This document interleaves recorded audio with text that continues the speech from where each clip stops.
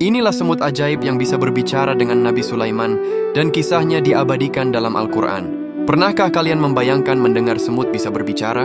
Ternyata ribuan tahun lalu, hal menakjubkan ini benar-benar terjadi dan diabadikan dalam kitab suci Al-Quran, melibatkan seorang Nabi Agung yang dianugerahi mukjizat luar biasa, yaitu Nabi Sulaiman alaihi salam. Kisah ini termaktub dalam Quran Surah An-Naml ayat 18 hingga 19. Surah An-Naml ini memiliki arti semut. Peristiwa ajaib ini terjadi di sebuah tempat yang disebut Wadi An-Naml atau Lembah Semut.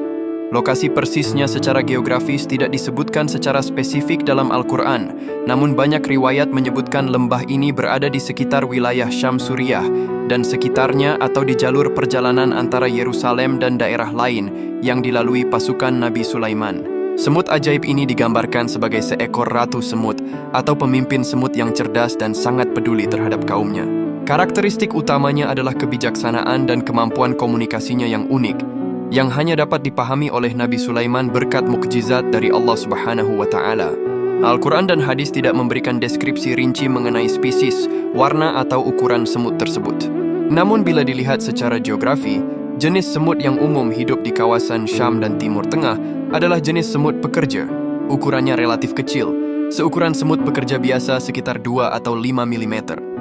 Hal ini karena Al-Quran menyebutkan kekhawatiran semut-semut lain akan terinjak oleh pasukan Nabi Sulaiman. Semut di daerah Mediterania dan Timur Tengah umumnya memiliki warna hitam pekat, coklat gelap, atau terkadang coklat kemerahan atau merah marun.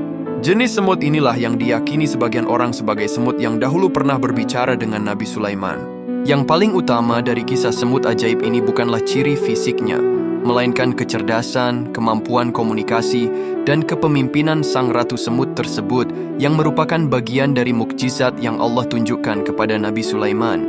Makanan semut ini sebagaimana semut pada umumnya, tentu saja berupa remah-remah makanan, biji-bijian atau nektar yang mereka kumpulkan. Dikisahkan, cerita ajaib ini dimulai ketika Nabi Sulaiman melakukan perjalanan besar bersama bala tentaranya yang luar biasa megah.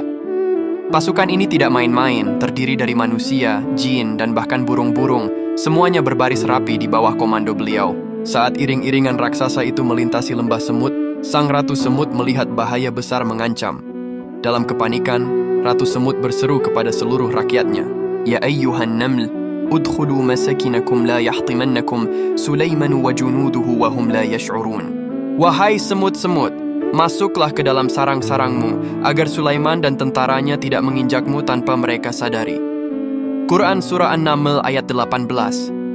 Apa yang terjadi selanjutnya adalah momen ajaib. Nabi Sulaiman yang dikaruniai kemampuan memahami bahasa binatang, mendengar seruan itu dengan jelas. Beliau tidak marah atau mengabaikannya. Sebaliknya, beliau tersenyum geli, terheran, dan takjub mendengar kepemimpinan dan kekhawatiran sang ratu semut. Senyum Nabi Sulaiman ini bukan tawa ejekan, melainkan senyum penuh rasa syukur atas nikmat pendengaran dan pemahaman bahasa makhluk lain yang diberikan Allah kepadanya. Beliau kemudian berdoa, "Ya Tuhanku, anugerahkanlah aku ilham untuk tetap mensyukuri nikmat-Mu yang telah Engkau anugerahkan kepadaku dan kepada kedua orang tuaku, dan agar aku mengerjakan kebajikan yang Engkau ridai. Dan masukkanlah aku dengan rahmat-Mu ke dalam golongan hamba-hamba-Mu yang saleh." Quran Surah An-Naml ayat 19. Setelah itu Nabi Sulaiman memerintahkan pasukannya untuk sedikit berbelok, memastikan tidak ada satupun semut yang terinjak atau terluka. Kisah semut dan Nabi Sulaiman ini mengandung makna yang sangat mendalam. Ratu semut menunjukkan jiwa kepemimpinan yang luar biasa. Ia memprioritaskan keselamatan kaumnya di atas segalanya, bertindak cepat dan memberikan instruksi yang jelas. Kemudian Nabi Sulaiman sebagai seorang raja yang berkuasa atas manusia, jin, dan angin, tetap menunjukkan kerendahan hati dan empati terhadap makhluk sekecil semut. Beliau tidak merasa superior, bahkan tersentuh oleh kekhawatiran semut kecil itu. Respons utama Nabi Sulaiman adalah bersyukur kepada Allah atas mukjizat dan kekuasaannya.